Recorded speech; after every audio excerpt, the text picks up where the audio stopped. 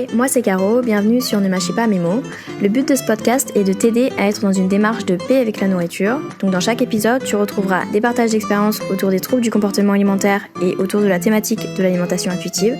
J'ai donc invité plusieurs personnes avec qui j'ai discuté un petit peu avant et ici on rentre un peu plus en détail sur les thèmes abordés. Donc j'espère que tu prendras plaisir à nous écouter. Je te souhaite du coup une très bonne écoute. Si tu souhaites en savoir plus sur l'origine du podcast et sur mon expérience personnelle vis-à-vis de l'alimentation, je t'invite à aller sur ma chaîne YouTube Verdadela Caro, sur laquelle j'ai posté une vidéo à ce sujet. Tu peux également t'y abonner si tu souhaites recevoir directement les nouvelles vidéos mises en ligne. Aujourd'hui, on est avec Juliette, The Last Quiche sur Instagram, qui est là pour nous faire part de son parcours et de son expérience vis-à-vis de son rapport à la nourriture. Donc je m'appelle Juliette, je suis détentrice du compte The Last Quiche sur Instagram qui rejette la diet culture et je suis chargée de communication et j'ai 26 ans, enfin bientôt 27 dans un mois. Voilà. Je t'avais posé la question de ton rapport à la nourriture. Tu m'as dit que aujourd'hui tu as un rapport à la nourriture qui est serein. Qu'est-ce que tu entends par serein déjà ? Alors ce que j'entends par serein, je dirais que maintenant, je m'alimente vraiment comme j'ai envie. J'ai pas de problème avec la nourriture dans le sens ni de nourriture émotionnelle trop importante ou ni tu vois. Je suis vraiment, je mange vraiment ce que je veux et j'ai pas de trop de pensées parasites. Voilà, donc pour moi c'est ça un rapport serein en fait. C'est juste voilà, je m'alimente, j'aime ce que je mange et j'ai pas de problème adjacent quoi. D'accord, et tu me disais que ça n'a pas toujours été le cas. Est-ce que tu peux développer ? Ouais, ça n'a pas toujours été le cas parce qu'en fait, moi, donc toute ma jeunesse, j'ai toujours été en fait une mangeuse intuitive. Franchement, la nourriture, j'aimais bien ça. J'ai toujours aimé beaucoup manger. J'avais toujours bon appétit. Puis même la nourriture en tant que telle, c'était un de mes centres d'intérêt en fait. Moi, j'aimais bien manger. J'aimais bien tout ce qui avait attrait à la nourriture. Par exemple, c'est bête, mais un de mes épisodes préférés de Tom Tom et Nana, je sais pas si tu connais la bande dessinée. Oui. Un de mes épisodes préférés, c'était quand ils faisaient un gratin dauphinois géant, par exemple. Il y a des trucs comme ça, il y a des choses que j'aimais bien quand c'était en rapport avec la nourriture, en fait. Et voilà, j'avais pas de soucis avec la nourriture. Je mangeais vraiment intuitivement, sans trop m'en soucier, jusqu'à assez longtemps, au final, parce que c'est vraiment moi quand j'étais étudiante que ça a un peu changé. Surtout à un moment où donc moi, pour la petite histoire, donc moi j'ai fait un double diplôme franco-britannique. Du coup, j'ai étudié 2 ans en Angleterre. Et donc la première année en Angleterre, donc c'était 2 ans d'affilée. Donc la première année, ça allait parce que j'étais en coloc et ma coloc et moi on mangeait ensemble en fait. Du coup, c'est elle qui faisait à manger et tout, donc moi je mangeais, voilà, je passais à autre chose. Mais la seconde année, en fait, on n'avait pas les mêmes cours et du coup, on mangeait plus trop ensemble. Du coup, je me suis retrouvée à plus me faire à manger à moi. Et je sais pas pourquoi, pour moi, c'était une grosse responsabilité, tu vois, de me dire, waouh, je me fasse bien à manger et tout quand même, etc.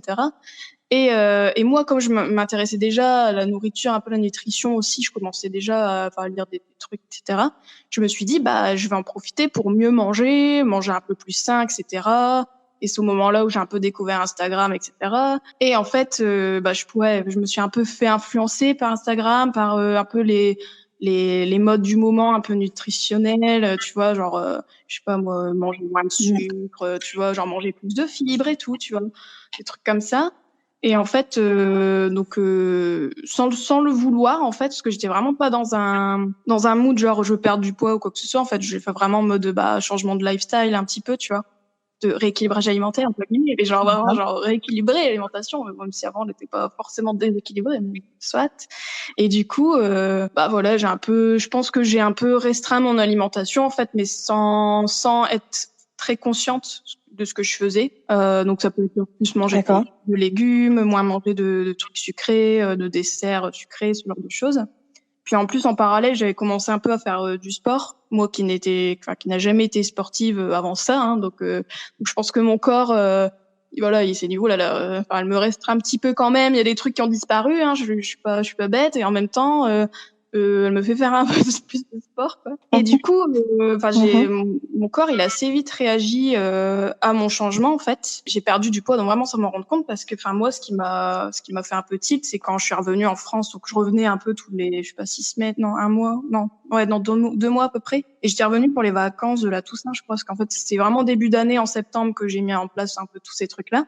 Et déjà, Genre, mes D'accord. parents, ils m'ont vu, ils m'ont dit, non, ouais, Juliette, wow, tu flottes dans tes vêtements, quoi, tu vois. Moi, j'étais genre, bah non, pas du tout, tu vois, genre, bon, non, non. Puis, bah, j'ai un peu mieux mangé et tout, etc. Mais voilà, rien de méchant, tu vois. Du coup, bah, voilà. Et puis, ils voyaient que je mangeais, en fait, parce que je mangeais toujours bien, mais je pense que, ouais, c'est des petits trucs par-ci par-là qui font que tu perds du poids lentement, mais sûrement un petit peu. Voilà, il y a pas trop de problèmes, plus au début. Et puis en même temps, en fait, comme ma mère, enfin peut-être j'expliquerai plus tard, mais ma mère est quand même dans ces trucs de régime, de nourriture, etc., un peu de restriction. Mais du coup, elle avait pas mal de livres en fait sur les régimes, machin, etc. Et en fait, j'ai lu Zermati. Et en fait, en lisant Zermati, donc c'est le livre Maigrir sans régime, tu vois. Et en fait, quand j'ai lu, je me suis dit, ah bah, il a vraiment raison, en fait, c'est vraiment ça c'est comme ça qu'il faut s'alimenter, en fait. Enfin, je sais pas, je dirais que vraiment, je me cherche un petit peu, quoi. Faut pas forcément que j'enlève des aliments, mais peut-être il faut quand même que je fasse attention à ma faim et ma satiété. Et du coup, c'est ce que j'ai fait. D'accord. Mais je pense que du coup, je suis passée vraiment dans une optique de réduire certains aliments, mais aussi un peu de réduire aussi des portions. Tu sais, en me disant, bah, là, j'ai faim, là, j'ai plus faim, bah, j'ai plus faim, je m'arrête, tu vois. Mais peut-être j'étais trop rigide, en fait. Donc, j'ai fait un peu, je pense, le fameux, genre, ce qu'on dit, hein, c'est pour ça, on dit toujours alimentation intuitive, attention comment vous la prenez, parce que si vous la prenez trop en régime, un petit peu, faim, satiété, genre, satiété, je m'arrête, etc. Bah, ça devient un régime, en fait, parce que tu culpabilises, tu manges quand Oui, t'as pas bah oui. faim, tout ça. Ce qui s'est passé, c'est que vers la fin de l'année, donc j'avais encore reperdu du poids un peu tout du long, tu vois. Et ma mère, genre c'était la fin de l'année, donc j'étais rentrée en France vraiment. Et ma mère, elle m'a dit non mais on va te peser et tout, tu vas voir. On va voir parce que là c'est inquiétant, tu vois comment t'as perdu. Et pourtant elle voyait que je mangeais, mais tu vois comme c'était un peu pernicieux, un peu trop contrôle de portions, tout ça. Il y avait pas de trop d'alarme à mettre, quoi. Même moi, hein, moi-même, j'étais pas, Ouais. voilà, je me disais, bah non, mais je mange mieux, un peu comme les trucs à la mode, quoi, tu vois, genre, bah ouais, mais puis j'ai faim quand même, Oui, tu c'est vois, ça. donc Ouais. je suis pas, j'ai pas trop de problèmes, tu vois. Et après, en fait, elle m'a pesée et quand elle m'a pesée, bah j'étais hyper choquée, quoi. En fait, j'ai limite pleuré quand j'ai vu mon poids, en fait. Enfin, Pourquoi? bah parce qu'en fait, je m'attendais pas à avoir perdu autant et ça m'avait trop choquée parce que moi, c'est un poids que franchement, je sais même pas enfin sûrement j'ai dû déjà le faire, mais il y a peut-être hyper longtemps, tu vois. Donc du coup, quand j'ai vu ça, j'étais genre c'est pas possible, quoi. Je voulais pas autant, pas à ce point-là, quoi. Ma mère, elle a fait ça dans une démarche bienveillante, en fait. Elle voulait vraiment que je me rende compte que peut-être que j'avais un petit souci, quoi, dans mon alimentation, quoi, que peut-être que je me restreignais, etc. Et du coup, quand j'ai vu ça, ça m'a donné un déclic et je me suis dit, mais en fait, c'est vrai que quand même, je pense quand même trop à la nourriture, je pense quand même beaucoup à mes repas, à l'organisation de mes repas, tu vois. Mais je savais que, en fait, c'était bizarre, c'est parce que c'était un peu la nourriture dans ce côté un peu de contrôler un peu mes portions, mes repas, tu vois, savoir mon menu, parce que je passais beaucoup de temps à faire mes courses, à faire mon menu, etc. Mais je savais que c'était parce que au fond, comme j'étais seule en Angleterre et que je mangeais toute seule et tout souvent, il y avait plus ce côté convivial et je pense que c'est ça qui me manquait aussi. Et puis en même temps, contrôler tout ça, ça me permettait de contrôler un peu ma vie qui était un peu stressante au final parce que j'étais quand même dans un pays un peu seule, un peu tu vois, sans trop de repères, sans ma famille. Alors ma famille, je suis très attachée à ma famille. Du coup, c'est un tout en fait qui a fait que tu vois ça en fait ça me rassurait le contrôle un peu me rassurait en fait mine de rien.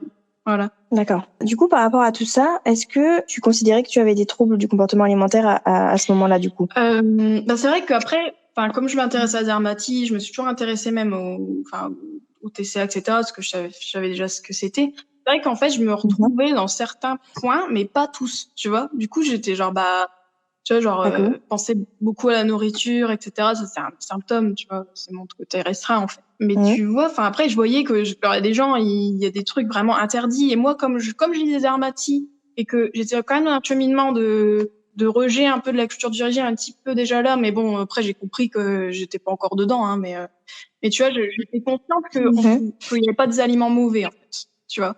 Du coup moi quand je voyais qu'il y avait des gens ils se restreignaient nanana, je me disais ouais mais moi non, moi je mange de tout, puis voilà, puis ouais peut-être que les portions machin, peut-être je suis trop rigide, mais tu vois c'était pas, tu vois, donc je me reconnaissais pas trop en fait. Ce qui aussi m'a un peu déroutée, c'est que tu vois, genre il y a beaucoup de gens, ils ont des crises normalement, tu vois, quand t'as poussé un peu ton corps, genre un peu trop dans les restrictions, etc. côté un peu genre Ouais. dysphagie qui revient, c'est normal, tu vois. Mhm. Et en fait, moi, j'avais pas ça. Du coup, je m'étais dit, bah, moi, on dirait que mon corps, il s'en fout, en fait, que je le restreins. C'est trop bizarre. Genre, enfin, à côté, ça l'embête parce que, Mhm. bah, forcément, tu vois, je pensais beaucoup à ça, etc. Ça me prenait beaucoup de charge mentale, etc.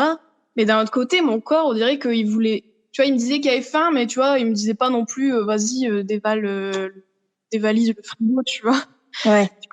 Du coup, j'étais un peu bizarre, un peu dans l'entre-deux, tu vois. En fait, je pense que j'avais plus une alimentation troublée, tu vois. Comme, c'est un peu, avant d'avoir des TCA francs, je pense que c'est un peu de ce côté-là, et je pense que c'était ça. Et, enfin, moi, c'est ce que je me suis dit, moi, hein. Enfin, ce que je me dis, moi, je pense que j'étais plutôt dans ce truc-là, sans être un truc vraiment reconnaissable, un TCA vraiment dominant, quoi. Justement, ton corps, parce que tu disais, ouais, il s'en fout, mais peut-être parce que justement, à force, enfin, tu l'as tellement habitué qu'il a perdu les signaux de faim, les signaux de faim intense en tout cas, parce que et puis aussi peut-être parce que la restriction effectivement a été moins intense que certaines autres personnes, mais quand même, c'était surtout au niveau des portions finalement, c'est ça, pas au niveau des aliments, mais au niveau des Bah, en portions. fait, au début, c'est pour ça que je me dis que je me reconnaissais dans certains traits, parce que, genre, tu vois, le côté un peu orthorexique, au début, j'étais un peu comme ça, parce que quand j'ai commencé à toucher à ma nourriture, alors que c'était plutôt, au début, bah, genre, manger moins de sucre, manger plus de fibres et tout, tu vois. Donc, c'était un peu ce côté un peu orthorexique, tu vois, un peu ce côté, bah, voilà, manger sain et tout. Et après, j'ai compris que c'était pas, qu'au final, c'était un peu mauvais de penser comme ça. Et du coup, après, quand je suis plus partie sur Zermatt, etc., là, c'était plutôt restriction des portions, au final. Comment tu l'as vécu la restriction des portions quand même?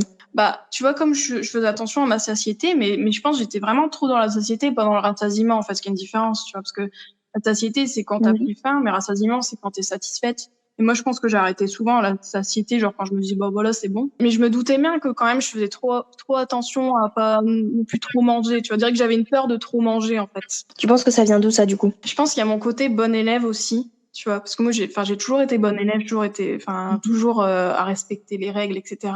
Et je pense qu'en fait, je m'étais fixé une sorte de règle mentale, en fait. Tu vois, de me dire, bah, en fait, quand tu manges trop, ça veut dire que tu t'écoutes pas, et que du coup, bah, c'est ce côté trop manger qui fait que tu grossis, tu vois. Du coup, grossir, bah, c'est pas bien, parce que ça veut dire que tu t'écoutes pas. Tu as pris conscience après que le fait de grossir, c'était un problème pour toi parce que on te le répétait souvent, soit sur les réseaux ou quoi que ce soit, tu vois. C'était normal de considérer que grossir, c'était mal, quoi. Ouais. Mais en fait, c'est ça. En fait, c'est le truc, je pense, l'erreur que j'ai faite, entre guillemets, c'est que tu vois, même quand je lisais Zermatt et Pfordorfer, les trucs un peu un peu l'alimentation intuitive, au final, je pense que j'avais pas rejeté la peur de grossir, en fait. Et je pense que tant que t'as toujours cette peur, même si je sais que c'est dur de s'en détacher, hein, parce qu'on est tellement dans une culture, bah, on sait, hein, la diet culture, etc., la culture du régime, on récompense les gens quand ils perdent du poids, on dit, genre, quelqu'un qui a pris du poids, on lui dit genre, fais gaffe, etc. Enfin, c'est genre vraiment hyper connoté, c'est connoté négativement, quoi. Du coup, je pense que je l'avais internalisé, comme un peu tout le monde, malheureusement. Qu'est-ce que t'en penses aujourd'hui? Une perte de poids intentionnelle, c'est jamais bon, en fait. Pour vraiment se libérer de la nourriture et avoir vraiment un rapport serein, accepter que les corps, ils changent. Accepter que ton corps, il va varier, il va ne pas être là comme ça, tu vois, se peser. Car moi, je me pèse pas, tu vois, je me pèse plus. Enfin, après, je me suis pesée au moment là avant, mais là, ça fait, je sais pas, 1 an, je crois, un truc comme ça, même plus, que je me suis pas pesée. Et même avant, la dernière fois que je m'étais pesée, je crois que ça faisait 6 mois que je m'étais pas pesée. Enfin, franchement, la balance, maintenant, je la mets de côté. Parce que je me dis que se faire confiance, tu vois, et manger intuitivement, enfin, la balance, elle devrait pas faire partie de ça, en fait. Tout simplement. Si tu veux vraiment faire confiance à ton corps, il faut pas se peser. Parce qu'en plus, on sait, nous, les êtres humains, enfin, on sait très bien, on aime bien avoir des données sur nous, on aime bien un peu s'analyser, machin, etc. Et je pense avoir des données comme ça sur son poids, je vois pas l'intérêt, en fait. À moins que tu as un problème vraiment de santé qui implique la gestion du poids. Mais si t'as pas de problème plus que ça, en vrai, qu'est-ce qu'on s'en tape, quoi. Enfin, tout à fait. Ouais. C'est comme la taille, hein. C'est une donnée comme une autre, mais ça change rien à ta personne. La taille, on veut pas changer parce qu'on se dit, bah voilà, on est un peu fatigué en se disant, bah, de toute façon, c'est vrai, on peut pas grandir, mais limite, le poids, on devrait avoir la même optique, en fait. Au final, on devrait se dire, bah, on a un poids de forme donné, une fourchette, et basta, quoi. Et ça, c'est chaque individu. D'accord. Chacun, c'est dur à dire, mais je pense qu'il y a des personnes qui sont faites pour avoir un poids plus élevé, il y en a moins, et il y en a peut-être qui vont avoir un poids plus élevé qu'ils aimeraient avoir. Il y a un deuil à faire, je pense, mais du coup, faut se rendre à l'évidence de dire, en vrai, le poids, faut vraiment mettre ça de côté, en fait. Et puis, il faut se rendre à l'évidence, effectivement, que c'est pas parce que tu as tel poids que tu seras heureux ou heureuse parce que tu l'as vu sur tel réseau et parce que tu vois que ça tout le temps en permanence. Les gens qui te montrent, qui ont le poids que tu penses idéal, peut-être ils sont pas si bien que ça mentalement. Et même s'ils le sont, c'est pas parce que eux sont bien mentalement avec ce poids-là que toi tu vas l'être, parce que tu forces ton corps à atteindre un truc qui est pas naturel pour lui. Donc forcément tu seras malheureux, malheureuse. Se rendre compte que déjà tout ce qu'on nous montre c'est pas forcément réel. Il y a des fois des trucs qui sont retouchés, il y a des fois c'est même pas possible d'atteindre un tel corps ou quoi.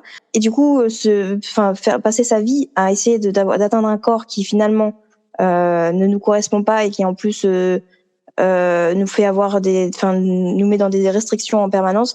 Il y a rien de sain et il y a rien de il y a pas de bonheur là-dedans, tu vois. Donc c'est se rendre compte de ça, en fait, je pense que c'est important. Oui, c'est clair que le bonheur, ça passe pas par la perte de poids ou d'avoir un poids, parce que, on dit souvent, le bonheur, mais c'est dans la tête, et c'est vrai. En fait, c'est ton état d'esprit qui va tout faire, en fait. C'est vraiment pas ton physique ou quoi. Parce qu'il y a un nombre de gens qui se sont dit, tiens, je vais perdre du poids pour aller mieux. Au final, même quand ils perdaient du poids, ça leur allait jamais. Et ils se disaient, mince, il y a un truc qui cloche. J'ai perdu le poids que je voulais, je suis arrivée à tel poids, normalement, j'aurais être contente. En fait, non, parce que, au final, ta vie à côté, elle est pareille, quoi. Tu vois, peut-être tu te sentiras mieux peut-être, ou dans certains vêtements, des trucs comme ça, mais au final, c'est pas ça qui va te rendre heureux. Et puis sûrement, souvent les gens après, ils ont tendance à reperdre, tu vois, à se dire non, mais il faut encore que je reperde, tu vois. C'est un cercle vicieux.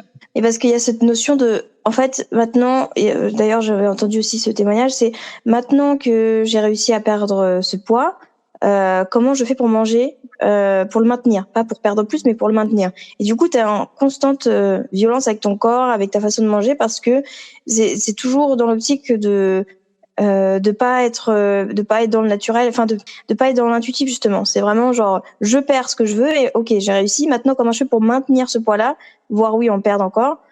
Du coup t'es en constante dispute avec ton corps, en fait, parce que il est jamais comme tu veux et lui il réagit pas comme tu veux, etc. Donc du coup c'est compliqué, clair, je trouve. Et du coup, avant de parler justement de ton rapport au corps, tu t'en as un petit peu parlé tout à l'heure, et je me pose la question de quelle place a occupé l'alimentation dans ton enfance, du coup, vis-à-vis de tes parents, ton entourage, etc. Moi, ce qui a marqué un peu mon enfance et un peu ma vie aussi, mais c'est pas un drame, hein, mais tu vois, genre ma mère a toujours été au régime. J'ai grandi quand même avec une mère qui ne mangeait pas pareil que nous tous, et qui comptait au début, elle comptait ses points, parce qu'elle faisait Weight Watchers. Après, elle a arrêté, elle a fait le comptage de calories, et du coup, et même encore aujourd'hui, ma mère compte ses calories. Donc, ça fait des années qu'elle fait ça. D'accord. Du coup, j'ai grandi avec ça, mais ça, en fait, j'ai occulté un peu ça, tu vois.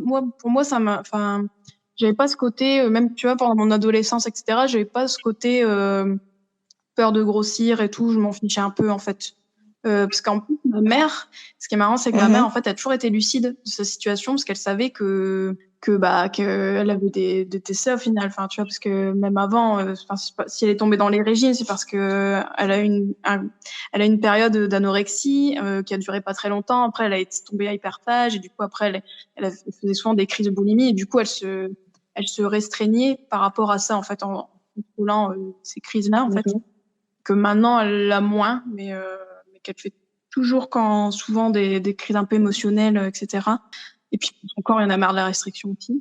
M'avait pas trop influencé jusque-là, en fait. Parce que comme elle était lucide sur sa situation et qu'elle savait que ce qu'elle faisait, c'était pas le bon chemin, en fait. Du coup, ma mère, en fait, avec moi, elle était plutôt dans une optique, faut pas que t'aies faim, tu vois. Et je pense que c'est comme si elle mangeait par procuration, tu vois. Genre, moi, je me souviens quand j'étais en primaire, j'étais une des seules à avoir des goûters matin et après-midi, quoi. Parce qu'en fait, je revenais manger chez moi le midi. Et ma mère, je sais pas, elle me faisait des goûters, et les autres, ils devaient jamais le goûter, en fait. Moi, j'ai toujours mes goûters. Et puis ma mère, elle me disait, non, il faut pas que tu tombes dans les pommes, etc. Faut pas que t'aies faim, tout ça, etc. Donc j'avais toujours la nourriture un peu plus en abondance, tu vois. Ce côté-là, un peu, faut manger. quand j'étais petite, un jour, je sais plus, j'avais fait une visite médicale en primaire et en fait, le médecin, il avait constaté que j'étais en surcharge pondérale. Il avait mis sur le carnet santé, très sympa, alors que, bon, peut-être que non, mais D'accord. tu sais, non, j'étais pas boulotte, mais genre, je pense que j'étais pas hyper mec comme certaines filles de primaire, tu vois, qui étaient vraiment fines, etc. Tu vois, moi, j'étais pas comme ça. Mais tu vois, c'était comme ça, quoi. J'étais comme ça. Et ma mère, je me souviens quand on avait vu ça sur le carnet de santé, c'est ma mère, elle m'a dit non, mais t'es en croissance et tout, on s'en fout, quoi. Mais genre, il est débile ce médecin, mais tant mieux parce que quand je vois tous ces gens ils ont été un peu mis au régime quand ils étaient petits parce que justement leurs parents, ils pensaient bien faire en fait. Alors que ma mère, comme je pense qu'elle avait cette historique des régimes, etc., elle savait que c'était pas bien de se restreindre, même si elle le faisait, mais bon, voilà. Mais du coup, elle me disait, on s'en fiche, quoi. Je pense que c'est rare les gens qui sont vraiment imperméables et qui font non, bon, moi je mange ce que je veux, point barre. Ouais, ce que je trouve assez fou là dans ce que tu dis, c'est que j'avais pas encore entendu jusqu'à maintenant, c'est le fait que ta mère justement, elle est un peu comme elle a vécu ça, elle a complètement essayé de l'éviter sur toi plus que de te l'imposer, tu vois. Il y a souvent des fois où c'est genre je suis au régime donc tu seras au régime aussi et voilà. Alors que là c'est genre OK, j'ai conscience que je me mets à la place de ta mère, j'ai conscience que j'ai des troubles, je sais pas encore je sais pas comment les guérir mais je veux absolument pas les faire déteindre sur ma fille ou sur mes enfants, etc. Mais surtout, voilà, en tout cas, là, sur toi, en l'occurrence, j'ai pas envie. Donc, du coup, je vais lui montrer, en gros, je vais lui montrer qu'elle a la nourriture, elle a accès à la nourriture comme elle veut. Donc, voilà, le matin, le soir, etc. Et puis aussi, essayer d'esquiver les messages qui paraissent un peu grossophobes, donc notamment ton médecin qui met surcharge pondérale comme si ça pouvait être un problème, alors que ta mère elle a tout de suite eu conscience que genre non, c'était juste en croissance, donc c'est normal que tu grossisses, voilà, il y a rien d'anormal. En fait, elle a été très consciente, je trouve, des injonctions et aussi du fait qu'elle avait un problème et qu'elle voulait pas un problème, voilà, elle avait une alimentation troublée et qu'elle voulait pas le faire déteindre sur toi en fait. Et je trouve ça fou parce que en tout cas, en tant que parent, pas en 2020, etc., mais c'est difficile de prendre conscience de ça et aussi de se rendre compte de pas le transmettre à ses enfants en fait. Et je trouve que c'est assez cool, on va dire, si je peux dire ça comme ça, qu'elle ait pris conscience de ça et qu'elle ait fait en sorte que du coup tu n'aies pas les mêmes problèmes qu'elle, que tu te retrouves pas dans les mêmes situations. Et du coup tu me disais que t'avais eu quand même de temps en temps des discussions vis-à-vis de ça avec ta mère justement. Par exemple là, elle sait que j'ai mon compte, etc. On a beaucoup de discussions sur l'alimentation intuitive, tu vois. Et puis moi j'essaie toujours de après, je lui répète, mais que, tu vois, je lui dis, tu sais très bien que compter ses calories, etc., c'est pas viable et tout, que ça te fait souffrir même de te restreindre, parce que ma mère, elle est vraiment, elle restreint vraiment des groupes d'aliments, des trucs comme ça, tu vois. Mais elle le sait, en fait, c'est fou, c'est que ma mère, elle le sait que c'est pas, elle devrait pas faire ça et que, pour sa santé mentale, elle devrait pas faire ça parce que ça la fait souffrir, tu vois. Mais elle arrive pas en fait à sortir de ça. En fait, c'est son cocon un peu, tu vois. Elle commence un peu à revenir un peu sur sa copie sur certains trucs parce que avant, par exemple, genre faire un resto, c'était impossible en fait. On faisait pas de resto en famille, pas beaucoup, mais il y a pendant quelques années, on n'en faisait pas du tout. Et maintenant, elle arrive à aller au resto et à prendre un plat et puis à le manger et puis pas trop, tu vois, se dire voilà. Et puis en fait, dans sa tête, elle se dit voilà, c'est autant de calories sûrement et puis elle le note dans son carnet et puis voilà, tu vois. Et du coup, tu parlais justement de l'alimentation intuitive. Donc t'en as parlé avec ta mère, t'en parles avec ta mère régulièrement de tout ça? Comme moi je suis toujours dans cette démarche-là, tu vois. Du coup, moi j'en parle assez régulièrement et ma mère, en fait, on aime bien parler aussi d'alimentation, tout ça, notre rapport avec tout et du coup, on parle assez librement, tout ça. Tu vois, même mon compte, moi, je l'ai aussi créé pour aider des gens, comme moi aussi, comme ma mère, tu vois. Tu vois, tout. Puis quand je vois tout ce que ça lui a fait, je me dis, mais il faut vraiment que, si on peut aider des gens qui justement sont dans ces troubles-là, etc., qui ont des problèmes par rapport à leur relation à la nourriture, etc. Je trouve que faut le faire, quoi, parce que, quand tu vois tous les messages qu'on a, etc., c'est tellement, c'est une cacophonie, quoi. Et donc, du coup, tu vois, moi, c'est pour ça, en fait, j'ai fait mon compte dans cette optique-là en me disant, tu vois, ça peut tellement arriver à tout le monde, car même moi, tu vois, ma période, après, tu vois, que j'ai eu, voilà. Tu vois, ça peut tellement te toucher d'une même femme. Et puis par plusieurs portes différentes. En plus, c'est ça qui est fou, en fait. C'est ce côté, allez, que ça peut être un peu ta restriction, que toi, tu crois que t'es pas en restriction, mais en fait, si, ça peut être, voilà, des crises que tu fais là, l'orthorexie que tu fais là. Tu vois, il y a tellement de je pense qu'il y a autant de trous que de personnes presque, tu vois, enfin de formes, tu vois. Et donc, si on peut faire prendre conscience aux gens avant qu'il soit trop tard, tu vois. Ce que j'ai eu, moi, dans mon expérience, c'est qu'au moins, ça n'a pas été trop loin, dans le sens que moi, c'était plutôt une parenthèse. Tu vois, enfin, tu vois, genre, même ma mère, elle m'a aidée, parce qu'en voulant me peser, en me disant, non, mais Juliette, t'as vu, c'est pas possible, tu vois, genre, voilà. Bah, tu vois, en me mettant un peu au pied du mur, en me disant, ah ouais, non, mais en fait, c'est vrai que j'ai un problème. Et même moi, qui était une parenthèse, et que maintenant, bah, du coup, c'est bien, parce que j'ai appris de mes erreurs aussi, tu vois. C'est ça que je me dis, hein. Maintenant, je me dis, bah, au moins, ça m'a permis de voir que tu peux tellement être influencé par les réseaux sociaux, etc., que tu peux avoir des périodes où vraiment un peu que t'es faible psychologiquement. Genre, moi, je pense que j'étais un peu plus fragile au moment-là. Du coup, ça m'a plus atteint et tu vois, le contrôle, etc., je pense que ça m'a aidé à un moment donné. Mais après, tu vois, quand je suis revenue en France, bah, ça s'est limite un peu réglé de soi-même parce que déjà, moi, je me suis dit, ok, bah voilà, je vais manger plus, je vais arrêter de trop contrôler, je vais plus laisser mon corps, etc., et puis être trop rigide. Et du coup, bah après, j'ai repris du poids un peu lentement mais sûrement, tu vois. Et en plus, après, j'ai remangé avec des gens, j'ai plus fait des restos, etc., j'ai eu un copain, etc., et du coup, bah voilà, j'ai repris. Et puis, du coup, c'est quoi ta définition de l'alimentation intuitive? Alors, pour moi, l'alimentation intuitive, donc bah manger intuitivement, je dirais, c'est manger selon sa faim et ses envies, en fait, et puis respecter un peu ses signaux, et puis mais sans être trop rigide. C'est pour ça que j'ai mangé selon ses envies, parce que des fois on n'a pas faim, on a envie d'un gâteau, et c'est ok, tu vois, d'être juste prendre la nourriture comme elle est, c'est-à-dire un moyen de se faire du bien, de donner de l'énergie à son corps, de se faire plaisir, sans forcément mentaliser l'alimentation, etc., quoi. Juste manger de tout ce qui nous fait plaisir, et manger, et après passer à autre chose et faire sa vie à côté, sans qu'on ait des pensées de préoccupation par rapport à son alimentation, etc. D'accord. Et du coup, outre Zermati, t'as fait d'autres recherches donc du coup, sur l'alimentation intuitive? Zermati, j'ai lu aussi Apferdorfer, tu sais, parce que ils sont c'est un peu le binôme, hein, du gros, quoi. Donc après j'ai lu aussi Ariane Grumbach, que je suis aussi sur les réseaux, que j'ai rencontré une fois d'ailleurs. Mais elle aussi, elle est membre du gros, et elle a fait un livre qui s'appelle La gourmandise ne fait pas grossir, qui est un très bon livre aussi. Et elle aussi, elle a cette démarche-là d'alimentation intuitive, quoi. Et après, sinon, après, je regarde les vidéos d'Eliane, de Cindy Gagnon, tout ça, toutes les personnes qui sont dans cette sphère-là. Et puis, forcément, après aussi, ce que j'aime bien aussi, c'est les comptes, il y a beaucoup de comptes américains. Je trouve qu'il y a plus de comptes sur ça, sur l'alimentation intuitive, aux US, quoi, qu'en France. Même si en France, tu vois, je trouve que maintenant, c'est bon, là, j'ai l'impression qu'il y a quand même une communauté de plus en plus grandissante. Enfin, après, moi aussi, je suis enfermée dans mon algorithme un peu, donc du coup, j'ai l'impression qu'il y a plein de comptes, je me dis, c'est bien, bravo et tout.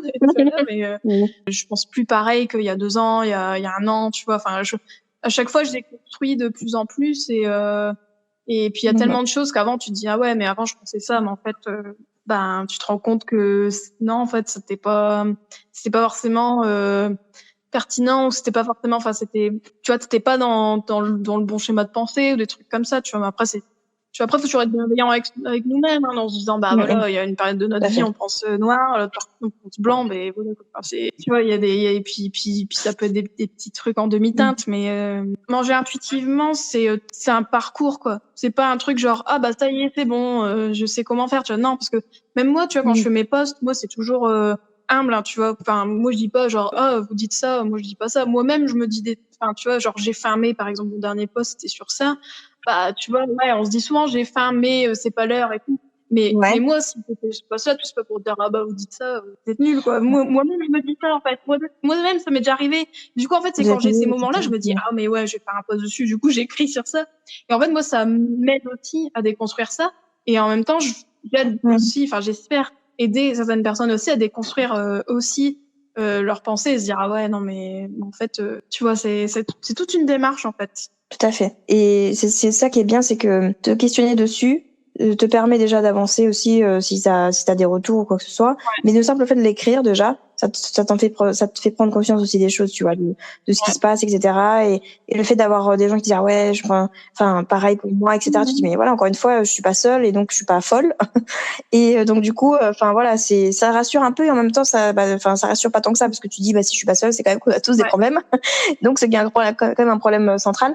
Mais ce que je veux dire c'est que enfin voilà, il y a plusieurs fonctions à tout ça et donc je pense que c'est important de partager son expérience. C'est pour ça d'ailleurs que je fais ce podcast là, c'est pour vraiment que les gens partagent leur expérience et que les gens s'identifient à ces différentes expériences et se rendent compte que voilà, c'est normal c'est normal entre guillemets ce qu'ils ressentent parce que beaucoup de gens le ressentent, mais en même temps c'est pas normal parce que ça les fait sentir mal. Donc c'est prendre conscience de tout ça et essayer de s'en détacher le plus possible, mais bon c'est pas toujours facile quoi. Et du coup je reviens un peu sur Zermatt. En fait, tu penses quoi de sa méthode aujourd'hui? C'est vendu comme une méthode, je pense que c'est un peu ce côté marketing, tu sais, de dire la méthode Zermatt, perdez du poids sans rien faire et tout. Mais même lui, tu vois, moi j'ai son dernier livre Oser manger. Et en fait, il fait un peu un mea culpa de ses livres du début, en se disant bah désolé, mais je crois que j'étais un peu trop stricte leur niveau faim, satiété, tout ça, parce qu'en fait, je pense que ses premiers livres, comme il y avait ce côté, tu vois, ils ont associé maigrir sans régime, tout ça, toujours ce côté perte de poids. Et je pense que là, il a un peu réalisé que au final, tu vois, présenter comme ça dans une optique de perte de poids, etc., c'est peut-être pas forcément la bonne. En vrai, normalement, on devrait pas associer alimentation intuitive et perte de poids, en fait. Après, en fait, tu peux perdre du poids à alimentation intuitive, mais si t'es au-dessus de ton poids de forme, tu vois, et que et puis si c'est par exemple, et encore, c'est pas automatique, mais parce qu'après, le poids de forme aussi peut être un peu déréglé, surtout plus tu te restreins, plus il peut s'élever aussi. Donc, c'est peut-être pas ton poids de forme devant. Donc, ça aussi, il y a un deuil à faire aussi parfois. Il y a aussi le rapport émotionnel à la nourriture qu'il faut travailler dessus, en fait. C'est pas juste une équation faim, pas faim, basta.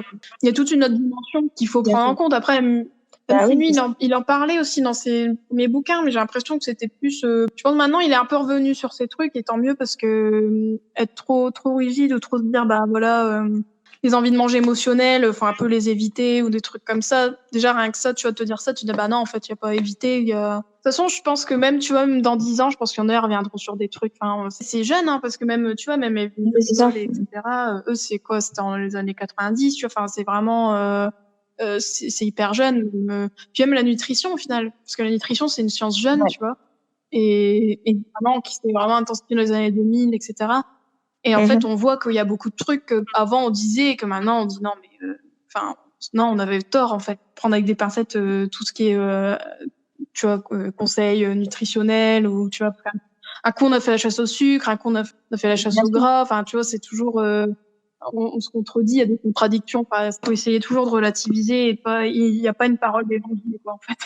En fait, c'est ce que tu dis, c'est les gens ils se remettent en question, tu vois, ils sont en mode bon, là ce que j'ai fait c'est un peu merdique, je dis ça, j'exagère pour Zermatt par exemple, mais genre voilà, il s'est rendu compte qu'il avait eu des propos pas ouf et du coup il est revenu dessus et donc il s'est remis en question et c'est très bien, tu vois, c'est genre pour moi c'est la meilleure chose même dans la vie en général, c'est tu peux penser ça et puis ça peut évoluer et puis du coup être capable de du coup de faire mais pas je sais pas, mais en tout cas de dire reconnaître que c'était pas cool et que du coup tu fais différemment et voilà. Ensuite effectivement après en tant que consommateur etc, essayer de prendre du recul, de prendre de la distance sur ce qui est dit et se dire ok, est-ce que ça vraiment c'est applicable dans ma situation, est-ce que vraiment l'appliquer ça va me servir à quelque chose, qu'est-ce que ça va m'apporter ou en quoi ça va me desservir, etc. Enfin voilà, essayer de prendre du recul. C'est pas facile parce que encore une fois il y a tellement de messages et tout, des fois c'est juste impossible de les occulter. Mais voilà, essayer de prendre du recul, de prendre de la distance et en même temps se remettre en question quand on a des propos qui peuvent paraître un peu déplacés ou du moins pas nécessaires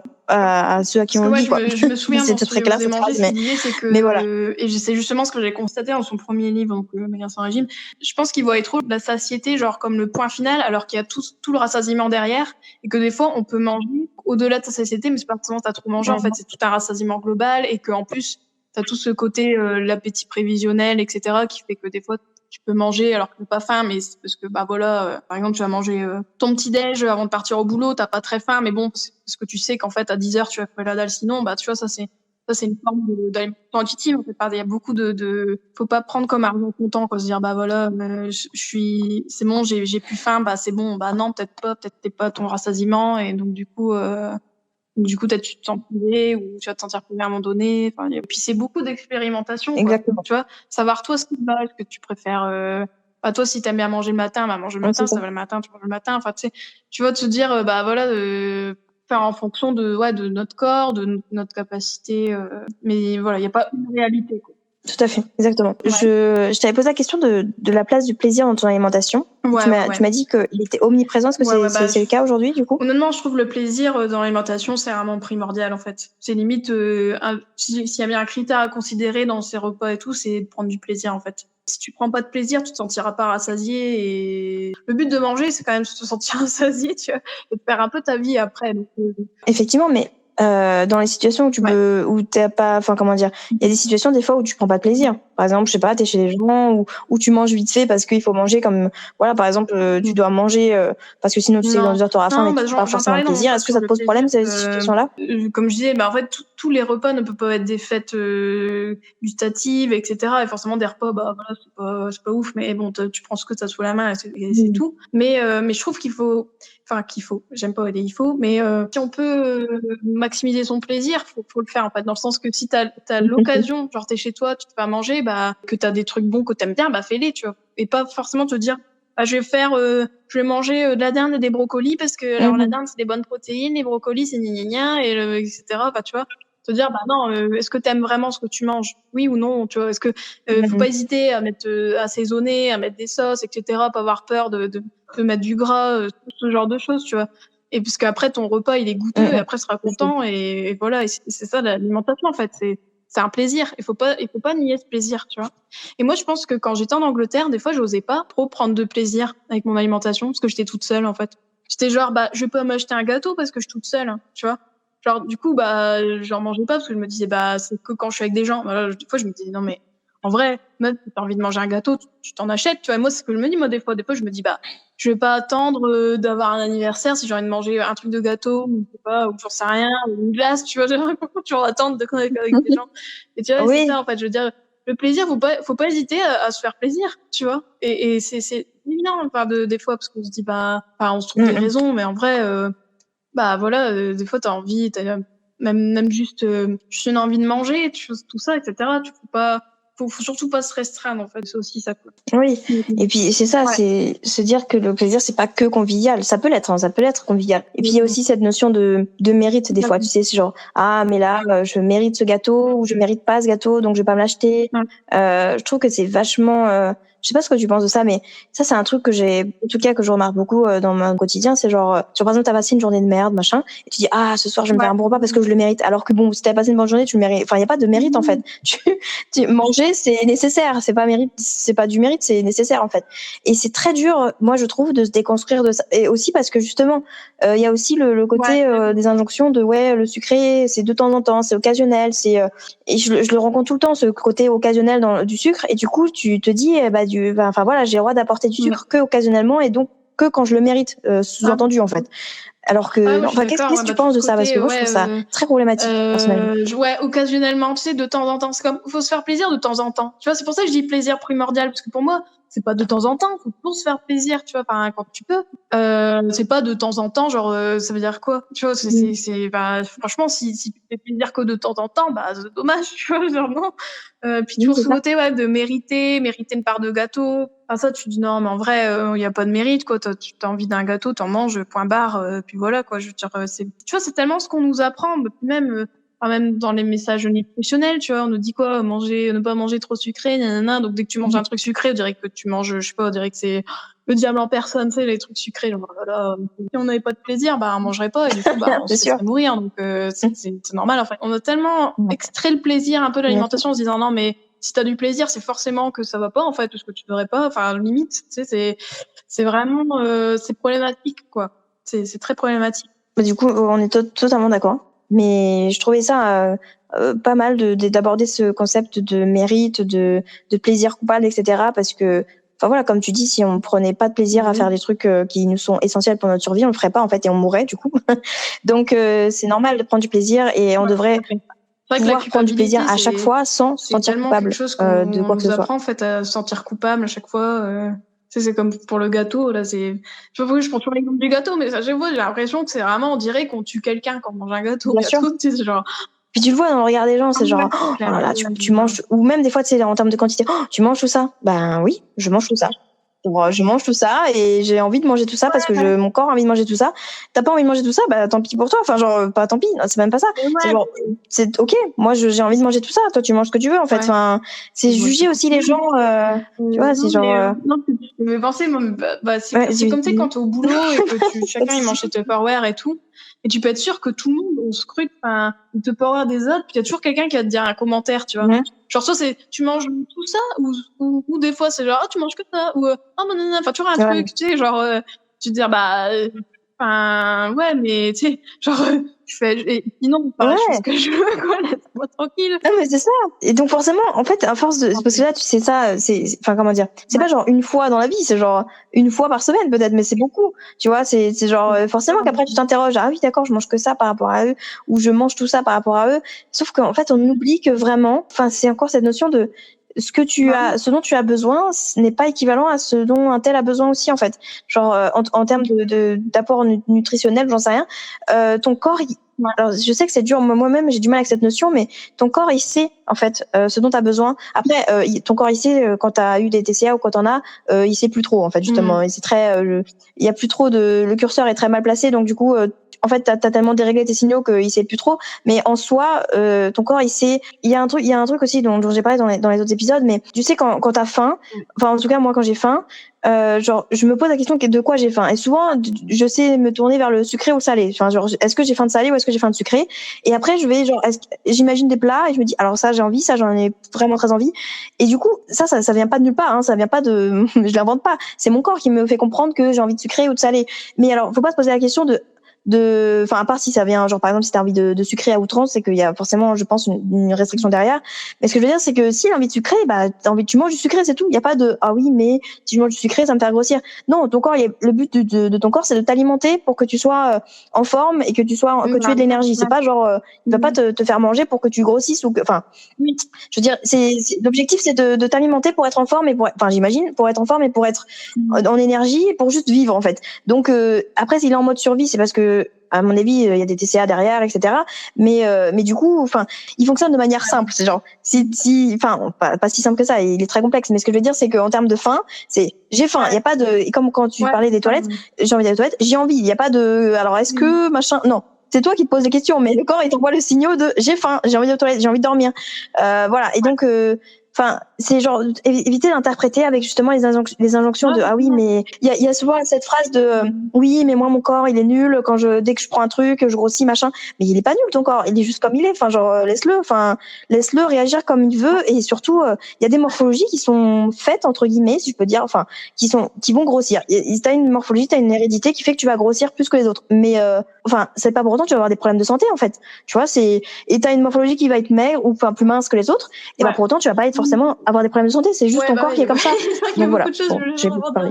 Mais des fois, faut accepter aussi que peut-être, comme je disais, tu vois, on a toutes des morphologies différentes, tu vois.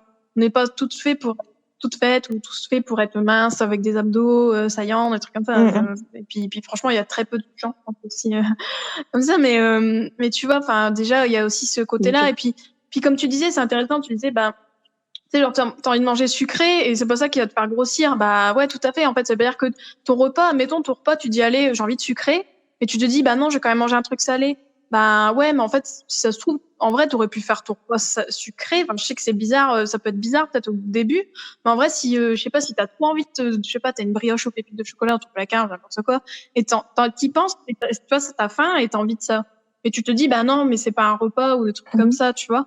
Et du coup, tu te dis, bah ouais, mais si en vrai, t'as envie de sucrer et quitte à peut-être laisser plus de place pour le dessert, si vraiment ça te perturbe et que tu sais que si tu manges que ça, peut-être que t'auras pas assez d'énergie ou je sais pas quoi, mais tu vois, tout le monde te dire, il faut quand même, si t'as cette envie-là, c'est de la combler, en fait, tu vois, et pas trop pas trop tourner autour du pot, tu vois. Se dire, non, mais en fait, j'ai envie de ça, mais est-ce que j'ai pas forcément envie de, tu sais, t'as inventé des envies aussi, tu vois, de dire, bah non, mais en vrai, je trouve que le corps, enfin, il est bien fait, c'est que je trouve que quand quand t'as faim et que tu te dis, attends, de quoi j'ai faim?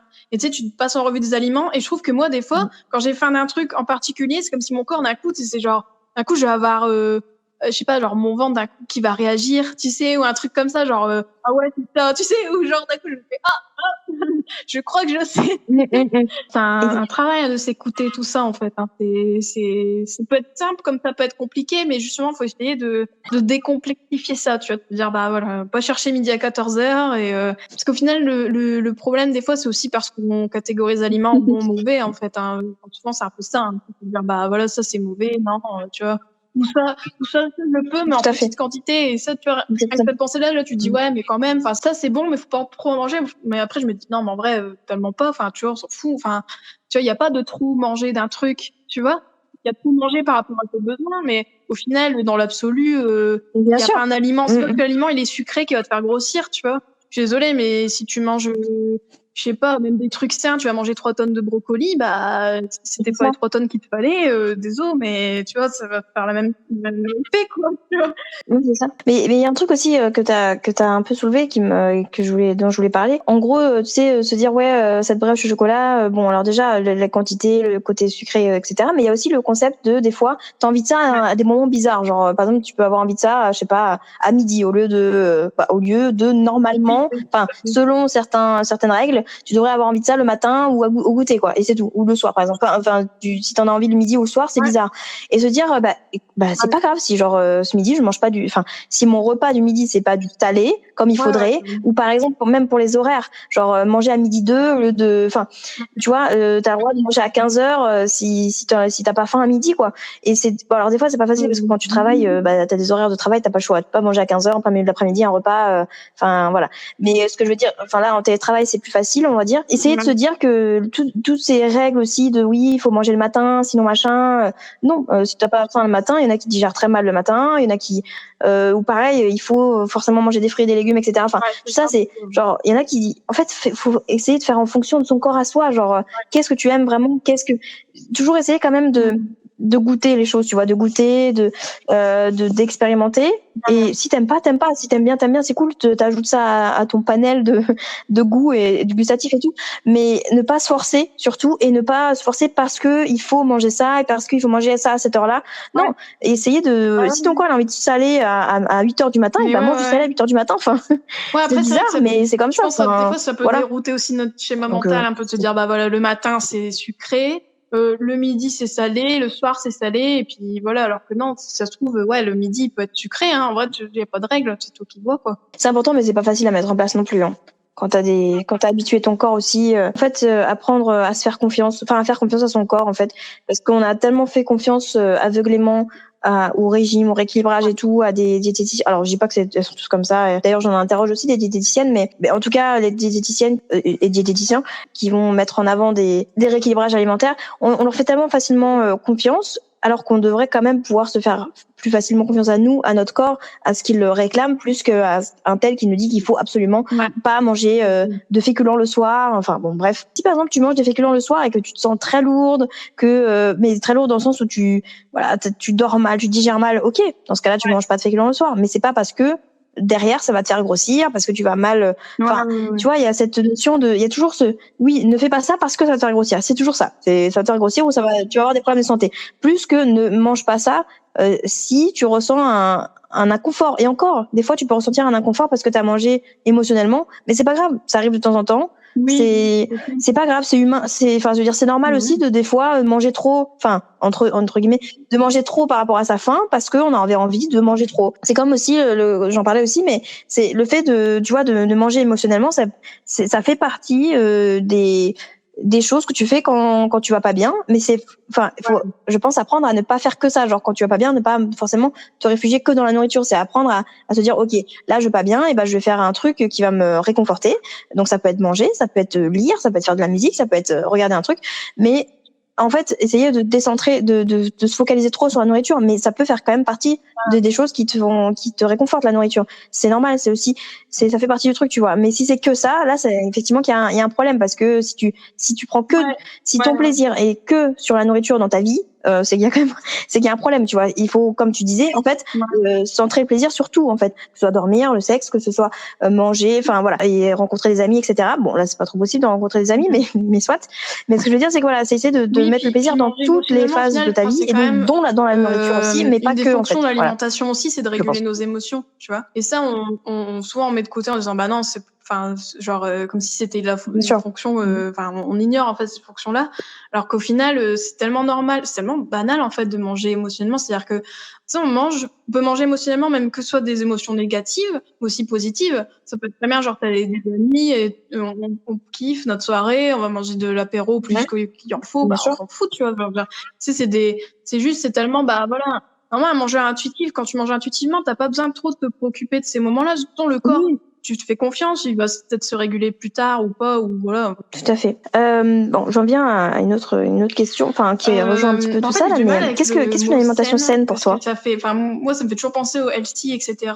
Et vu que j'étais un peu dans ça, et en fait, j'en suis revenue, du coup, maintenant, je suis un peu, enfin, pour moi, alimentation, enfin, tu vois, saine, souvent, c'est parce que c'est genre, bah voilà, faut pas manger trop sucré, faut manger des fruits et des légumes et tout, etc. J'ai du mal avec ce concept en fait de saine. Je pense pas qu'il faut chercher une alimentation saine parce que tu vois c'est un peu hygiéniste comme mot, tu vois, c'est un peu genre saine, genre pourquoi il y a une nourriture malsaine, qu'est-ce que ça implique, tu vois. En fait, pardon, je t'ai coupé, mais cette question, elle est assez bancale, enfin, comment dire, elle est assez vaste exprès parce que dans cette question, donc il y a certaines personnes qui vont entendre le mot healthy justement, ou au contraire qui du coup, en fait, qu'est-ce qu'une alimentation saine? Ça peut être qu'est-ce qu'un rapport sain à la nourriture, en fait, tu vois, genre ça pouvait être ça la question, mais je l'ai exprès tournée de manière un peu ambiguë, voilà. Okay. Et alors rapport sain à la nourriture, mais après ton alimentation, chercher le sain dans son alimentation, enfin pour ça le côté healthy, moi j'ai un peu du mal avec ça. Et je pense que quand on mange intuitivement, il faut mettre de côté ça, tu vois. Après je sais qu'il y a toujours cette controverse dans l'alimentation intuitive, c'est que souvent on reproche souvent aux gens qui prennent ça de dire bah en vrai vous en tapez de la nutrition ou quoi, tu sais, genre bah non mais on sait très bien que si on mangeait des pizzas toute la journée ça pourrait pas aller, etc., tu vois. Mais la nutrition, c'est un des principes de l'alimentation intuitive et c'est un truc, moi je pense à la nutrition, tu vois, faut s'en appuyer quand même parce qu'on sait ce qui nous va bien, et puis de toute façon le corps il est pas bête, on sait très bien que si on mangeait des pizzas tous les repas, on s'en tirait pas très bien, je pense à un moment donné, tu vois. Mais tu vois, genre la nutrition ça doit être un outil, mais ça doit pas être la Bible, tu sais, genre ça doit pas être genre ah bah c'est bon, moi je trouve qu'il y a cette dérive là un peu d'ayatollah de la nutrition, genre attends mais ça c'est pas ça, nanana, il faut manger de ça à chaque repas, nanana, ça c'est tous les messages nutritionnels qu'on entend tout le temps. Mais du coup je trouve que le souci avec ces trucs là, c'est que si tu cherches à rendre ton alimentation saine entre guillemets, genre healthy machin, moi je trouve que c'était pas la bonne voie à emprunter, parce que ça t'amène toujours soit dans des restrictions, ou soit dans un côté un peu bah il y a des éléments interdits et mauvais et tout ça, et du coup bah ça va un peu contre le fait de manger intuitivement en fait un petit peu. Enfin, c'est un peu antagoniste quoi. Oh ouais, non, je suis d'accord. Je suis totalement d'accord avec toi. Donc, bon, et du coup, j'en viens au rapport que tu entretiens avec ton corps. Tu me disais en amont, tu me disais que c'est un rapport qui a changé, que là, aujourd'hui, tu te rends compte de l'importance de bouger son corps et que tu essaies de pacifier un peu plus le rapport à ton corps, mais que c'est quand même avec difficile. toutes les injonctions, etc., tout ce qu'on voit, etc., c'est pour ça, en fait, je dis que c'est difficile parce que c'est vrai que, moi, à un moment donné, je pensais que, tu vois, être beau, etc., avoir un beau corps et tout, tu vas avoir un ventre plat, tu vois, pas typiquement, tu vois. Franchement, le ventre plat, c'est un truc, c'est même universel, parce qu'à chaque fois que tout le monde en parle, tout le monde dit, bah non, mais en fait, moi aussi, je veux avoir un ventre plat, surtout les femmes, enfin, je sais pas s'il y a un truc à chercher sur le ventre, maternité, je sais pas. Mais en tout cas, mais moi aussi, moi, à un moment donné, tu sais, quand j'ai commencé à faire un peu de sport, bah, au moment où j'ai commencé à toucher à mon alimentation, là, en Angleterre et tout. Du coup, je me suis dit, ah, bah, c'est bien parce que, enfin, là, je sens que je sais faire du sport. Parce que, en fait, tu vois, quand je pense le sport avant, quand j'étais plus jeune, etc., moi, j'en faisais pas. Et la seule fois où j'en faisais pas, tu sais, peut-être je marchais, tout, etc., mais c'était pas conscient, en fait, tu vois. Mais tu vois, la seule expérience de sport que j'avais, c'était l'EPS. Et moi, j'ai détesté l'EPS. Franchement, les cours de PS, j'aimais tellement pas. Et parce qu'on nous forçait à faire des sports souvent qu'on n'aimait pas, puis il y a toujours cette compétition, enfin, c'est vraiment pas, puis on nous apprend, enfin, je trouve c'est dommage, hein, je sais pas si faut réformer le pilote, mais je trouve qu'on nous apprend pas à bouger notre corps, à comprendre comment le corps fonctionne, tout ça, tu vois, enfin tout ce côté mouvement intuitif, quoi, plus que juste on va faire des compétitions, les plus nuls ils seront au dernier terrain, comme ça ils seront bien humiliés, etc. On va faire des équipes, et c'est les plus forts qui vont faire les équipes, comme ça toi t'es pas choisi, tu te sens dégoûté, enfin c'est tout ça, enfin je trouve que c'est vraiment c'est destructeur pour l'estime de soi. Je trouve le PS comment il est et du coup moi je trouve ça m'a pas tu vois, ça m'a pas donné envie de faire du sport en fait, tu vois, toute cette histoire là, parce que je me dis en fait faire du sport c'est quoi, c'est horrible en fait, tu vois, c'est non, j'ai pas envie quoi. Et après moi-même j'ai commencé à faire un peu de sport, mais un peu de fitness, tu vois, pas pilates mais des trucs comme ça, tu vois.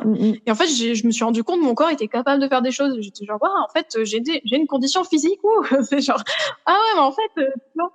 Et là de plus en plus j'ai toujours continué à faire du sport quand même, et là j'en fais mais plutôt dans une optique, tu vois, moi je fais pas du cardio tout ça, etc. Enfin déjà j'aime pas trop, déjà d'une, et puis de deux en fait j'aime pas trop tout ce qui est genre tu sautes partout, etc. À part genre la danse, je suis la Zumba par exemple, là j'en fais plus trop à cause du confinement, mais tu vois ça j'aime bien parce que c'est un mouvement, c'est sympa, c'est cool, le cours il est sympa, enfin le prof il est sympa, les gens sont sympas, puis c'est bien, tu te bouges sur de la musique et tout, tu vois, la danse je trouve que c'est super bien. Et puis je fais un peu de muscu, je fais chez moi à mon rythme, et je fais avec des vidéos, mais genre j'en fais pas tout le temps, genre quand j'ai pas envie d'en faire j'en fais pas, tu vois, c'est hyper flexible quoi, c'est un peu un bonus quoi, tu vois. Et je base pas mon alimentation sur mon sport, tu vois, parce qu'il y a ce problème là aussi, le sport, c'est que souvent on nous apprend le sport, c'est pour ça que j'aime pas trop le cardio, et déjà j'aime pas trop la mentalité qu'il y a derrière le cardio aussi. Parce que souvent cardio t'égale brûler des calories, tu sais, genre mériter justement son gâteau durement gagné, tu vois. Et moi j'ai vraiment du mal avec ça, parce que forcément quand t'es dans le rejet de la culture du régime, tu rejettes aussi ça, parce que tu peux pas dire je vais faire du sport pour brûler des calories, et à côté la culture du régime c'est horrible, tu vois. Enfin, moi, je pense que ça va de pair, en fait. Tu vois, c'est malsain, en fait. Parce que normalement, le sport, etc., bouger son corps, ça doit être un truc intuitif, comme l'alimentation, un petit peu, dans le sens que tu bouges, que ça te fait envie, tu bouges des trucs que tu t'aimes bien faire, hein, pas des trucs genre, c'est pas une corvée, tu vois, ça devrait pas être une corvée, en vrai, tu vois. Ça doit pas être une case à cocher dans ton petit schéma mental et tout, tu vois, en vrai. Et on l'associe tellement, c'est la culture du régime aussi qui a enlevé ce côté-là du sport, sur ce côté, faut brûler, faut mériter, moi, je trouve ça, c'est un peu fatigant, quoi. Ouais, tout à fait. Enfin, je me pose la question de est-ce qu'aujourd'hui, t'as envie de le modifier? Non, parce genre que de perdre du poids, de prendre du poids, ou de modifier ton corps? Soit perdre ou prendre, enfin, même perdre, enfin, tu vois, je trouve que, tu vois, comme je disais, quand on faisait une démarche d'alimentation intuitive, il faut occulter ce truc-là. Tu vois, il faut pas te dire, je fais ça pour changer mon corps. Non. Même ton sport, en fait. Le sport, ça va être plus un truc d'hygiène de vie, tu vois, un peu genre un truc, enfin, tu sais, c'est un peu comme l'alimentation, ce côté, tu vois, l'alimentation, elle se régule, le sport, c'est pareil, en fait, tu sais, genre, voilà, il y a des périodes où tu vas en faire plus, il y a des périodes où tu vas en faire moins, il y a des périodes où tu peux, il y a des périodes où ça te saoulera, enfin, tu vois, et être flexible comme ça. Et ouais, du coup, si tu veux modifier ton corps, enfin, ouais, comme je disais, hein, je pense que c'est aussi un peu, en vrai, tu peux pas trop avoir ce truc-là. Faut pas être dans ce schéma-là, en fait. Parce que c'est forcément après, il y a un moment donné, ton alimentation, tu vas pas avoir un rapport sain, justement, parce que tu vas te dire, là, j'ai fait moins de sport, donc du coup, faut que je mange moins, tu vois, ça, direct, tu mentalises, donc non, te dis pas ça, tu vois. Ou même te dire, là, j'ai fait du sport, donc je peux manger non plus. Parce que là, du coup, tu lis l'activité physique. Oui, c'est sûr. À ce côté mérite, à ce côté récompense par la bouffe, non. Clairement, non. Donc, juste faire du sport pour se faire du bien. Après, si ton corps, il change, genre, il se tonifie, etc., voilà, ok, tu vois, enfin, il n'y a pas de bon, mauvais, tu vois, voilà. Mais tu vois, ce sera plus un effet secondaire, je dirais, enfin, tu sais, genre une conséquence que toi, tu auras pas voulu consciemment, tu vois ce que je veux dire? Genre, c'est plus, voilà, et puis si c'est pas le cas, c'est pas le cas, on s'en fout, en fait, parce que je pense qu'on associe trop le corps à apparence physique, alors qu'il y a des gens qui font beaucoup de sport, mais qui entre guillemets, j'aime pas ce mot, mais genre, tu sais, qui ne paraissent pas fit, j'aime pas dire ça, mais tu vois ce que je veux dire? Genre ce côté, il y a des gens, tu sais, il y a peut-être des gens plus gros et tout qui font plus de sport que toi, tu vois, c'est des limites, tu vois. Oui. Tu fais de sport que plein de gens, tu vois, et on lit tellement que t'es là, direct, c'est que tu fais du sport, bah ça y est, tu dois Bien avoir sûr. de physique Mais d'athlète. bien sûr. Alors, tellement pas, tu vois, non. C'est ça. Puis faut décorer les seins, en fait. C'est tellement, non. Non, c'est clair. Mais du coup, je me pose la question, qu'est-ce que tu dis, qu'est-ce que tu ressens quand tu te regardes dans le miroir? Je me trouve bien, c'est moi, quoi. Tu vois, je cherche pas à me changer, j'accepte, Ok. je veux dire, parce qu'il y a des, enfin, forcément, tu vois. Après, nous, on est plus critique avec nous-mêmes, donc c'est clair que c'est pas évident des fois de. Ça peut arriver des fois des petites pensées parasites, ah bah putain, mon ventre il est gonflé aujourd'hui, ou je sais pas quoi, ou tu sais, oh là là, je me sens comme ci, comme ça. Mais en fait, c'est tellement des ressentis, souvent c'est pas une réalité tangible. En plus, c'est parce que c'est nous, on se voit tout le temps. Donc, à un moment donné, peut-être que je sais pas, on peut être plus critique, etc. Mais D'accord. En fait, pour la question des messages relayés par la publicité, les industriels, les réseaux, le gouvernement vis-à-vis de l'alimentation, tu m'as dit que tu avais fait un mémoire sur ce sujet. C'est quoi le titre de ton mémoire? C'était en master, donc quand j'étais en France. Du coup, comme je m'intéressais beaucoup la nutrition, tout ça, etc. aussi, toujours intéressée. Du coup, en fait, j'ai voulu, moi, comme je suis dans la com, j'ai voulu voir un peu comment les marques, les entreprises dans l'agroalimentaire, elles réagissaient par rapport aux tendances de la société, par rapport au manger sain, etc. Mais aussi, donc le côté un peu, tu vois, les individus, on est plutôt en quête d'une alimentation saine et tout, enfin, en théorie. Et aussi ce côté, la société en général, tu vois, il y a ce côté micro et macro, tu vois. La société qui, tu vois, maintenant, on est plus dans, tu vois, on veut une alimentation un peu parfaite, un peu sans crise sanitaire, par exemple, tu vois, tout ce qui était, tu vois, l'agroalimentaire, souvent, on a tendance à s'en méfier, tu vois. Du coup, on est beaucoup dans ce côté, bah non, mais la société, on rejette un peu cette industrie un peu là en se disant non, mais voilà, il y a des aliments transformés, etc. C'est pas bien, tout ça. Et en fait, je voulais voir comment elles s'emparaient de ces messages-là et si elles y répondaient et de quelle manière dans leur communication, etc. Donc, du coup, en fait, ce que j'avais observé, c'est que, en gros, la conclusion du truc, c'était que, donc en fait, on peut voir que dans les années 2000, il y a eu un tournant dans tu vois, la nutrition, elle est plus tombée dans le mainstream, dans le côté, maintenant tout le monde perçoit les messages du PNNS, du Programme National Nutrition Santé, etc. Tu vois, t'as le gouvernement qui fait des messages gouvernementaux, tout ça, on est tous un peu plus conscients de notre alimentation, de son effet sur la santé. Et que du coup, on voit qu'il y a beaucoup de marques, parce qu'en fait, j'ai fait une étude de cas sur Danone, Nestlé et Bonduelle, ouais, c'est ça. Et en fait, on voyait que souvent, on voyait que déjà leur image de marque, on voyait qu'ils mettaient plus, un peu comme le greenwashing, tu sais, un peu le côté mettre un peu plus de vert et tout, mais il y a un peu ce côté-là, plus le côté un peu végétal, de montrer que voilà, tout pesait pour un peu faire, regardez, pâte blanche, un peu montrer pâte blanche aux industries, par rapport à l'industrie, puis qui lançaient des nouveaux produits sans, tu vois, genre Danone, etc. Tu vois, il y a eu Activia, par exemple, qui avait des allégations nutritionnelles, tu vois, enfin, il y a eu beaucoup de lancements de produits qu'on observe dans les années 2000, surtout 2010 pour ces produits-là. Ouais, il y a eu vraiment une réponse de l'offre par rapport à la demande des consommateurs sur ces sujets-là, en fait. Hyper intéressant. Toutes les injonctions qu'on reçoit du gouvernement, mais d'autres instances aussi pour notre santé, fait que tout le monde, un peu, on se retrouve en régime permanent, même les gens qui ne sont pas à la base visés par les régimes, parce que tout le monde, on a tendance à intérioriser tous ces messages-là. Et du coup, ça détraque un peu notre rapport à l'alimentation. Et du coup, on se retrouve tous un peu en régime permanent, c'est-à-dire on est dans un état, le régime est tellement banalisé. Et même, tu vois, même si ces messages, au final, c'est dommage, mais tu vois, les messages partent d'une bonne intention, mais vu comment ils sont souvent pris par, comment on les considère et comment nous, on les perçoit, on les traite dans notre cerveau, quoi. En gros, ça interfère, en fait, avec nos signaux, avec notre propre rapport à l'alimentation. Et du coup, on a tendance à banaliser les conduites de restriction et de régime, en fait. Tout à fait. Et tu penses quoi des réseaux, notamment? Moi, c'est quand même Instagram qui m'avait influencée, parce qu'en fait, j'avais regardé, comme moi j'étais toute seule, tu vois, je cherchais des recettes sur Instagram, et en fait, Instagram, c'est quand même vachement d'aller de culture, quoi. Enfin, il y a beaucoup de posts, beaucoup de posts de rééquilibrage, de régime, de machin bidule, et du coup, toi, tu tombes sur ces trucs-là, puis toi, tu te compares, tu te dis, ah bah moi, je mange pas comme ça, moi, je mange je mange pas, moi je mange plus, ou moi je mange, tu vois.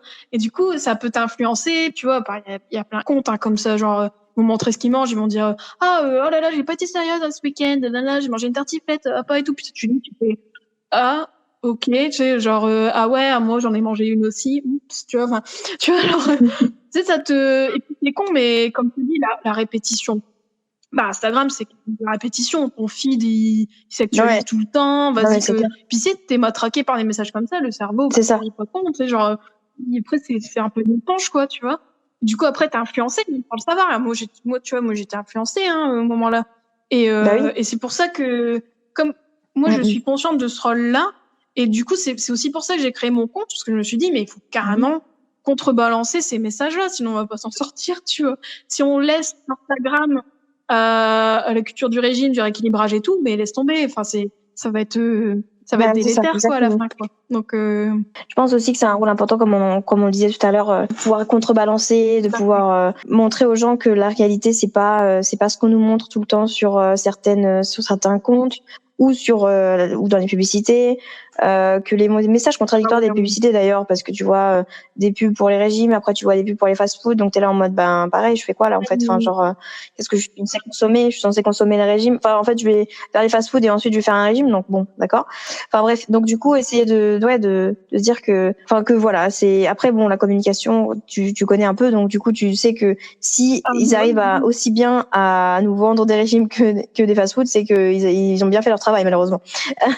Donc voilà, mais voilà, non, je pense que comme tu dis, les réseaux sont de plus en plus omniprésents en plus à l'heure actuelle, ouais. Du coup, je t'avais demandé quel était ton plat préféré. Tu m'as dit gratin dauphinois ou les lasagnes de ta maman, c'est ça? Ouais. C'est ça. Qu'est-ce que tu ressens quand tu manges ces plats-là? Bah, tu vois, gratin dauphinois, ça me fait penser à ce que je t'avais dit avec Tom Tom et Nana. C'est un peu ça.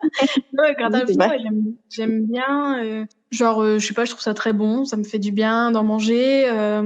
Puis il y a aussi ce côté convivial, parce que gratin dauphinois, par exemple, c'est un plat, je trouve, que tu manges souvent quand t'es accompagné, etc.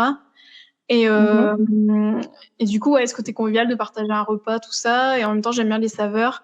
Et pareil pour les lasagnes de ma maman, tu vois, c'est typiquement, tu vois, nous on adore les lasagnes de ma mère à chaque fois, genre quand elle en fait des repas de famille et tout, on est genre trop bien des lasagnes et tout.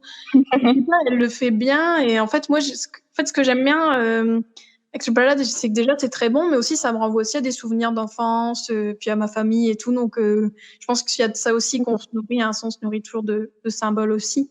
Et je pense que les plats préférés, c'est un peu des plats doudous qui nous réconfortent, qui nous rappellent de bons moments, et puis en même temps qu'on aime bien, qu'on aime les saveurs, tout ça, le goût, etc. Et de manière générale, qu'est-ce que la nourriture t'apporte? La nourriture, pour moi, elle m'apporte de l'énergie, du réconfort aussi. Elle m'apporte des sensations, du plaisir, puis aussi de la convivialité. Et du coup, quel conseil tu donnerais aux gens pour les aider à faire la paix avec la nourriture? Déjà se dire que c'est tout un cheminement, qu'on n'y arrivera pas du jour au lendemain, qu'il y aura beaucoup de déconstruction à faire, mais c'est pour ton bien. Et que il faut rejeter la culture du régime et essayer de revenir à un rapport plus intuitif à l'alimentation, mais manger en fonction de sa faim, ses envies, pas trop mentaliser, juste manger, prendre du plaisir, et voilà. Et puis pas hésiter à se faire aider aussi. Moi je pense que le mieux aussi, c'est si on peut de se faire accompagner par un professionnel de santé, surtout si on a des troubles sévères, etc. Pas avoir honte de se dire voilà, je préfère être accompagnée. Pas hésiter aussi, même, tu vois, sur Instagram, envoyer des messages ou des trucs comme ça. Enfin, tu vois, de partager aussi ton expérience, de écouter aussi ses pensées d'autres gens. Je pense que ça peut aider aussi dans cette démarche-là, quoi. Tout à fait, et être, je pense, bienveillant et compatissant envers soi-même aussi, c'est important, je pense. Beaucoup de bienveillance, de patience. D'accord. Bon, du coup, voilà, c'est terminé. Merci beaucoup, Juliette, d'avoir accepté l'invitation. J'ai vraiment pris plaisir à discuter avec toi. C'était un plaisir, vraiment. Ouais, moi aussi, c'était très sympa. Merci à toi d'avoir écouté ce podcast, j'espère qu'il t'aura plu. Si tu as des questions, n'hésite pas à les mettre en commentaire si tu veux les partager, ou à me contacter en privé sur mes différents réseaux sociaux en barre d'infos. Si tu es sur YouTube, n'hésite pas à aimer et à partager si tu as apprécié. Également, si tu as des TCA et que tu es en voie de guérison, ou que tu as eu des TCA et que tu en es guéri, n'hésite pas à me contacter si tu souhaites partager ton expérience ici également. Muito obrigada et até logo.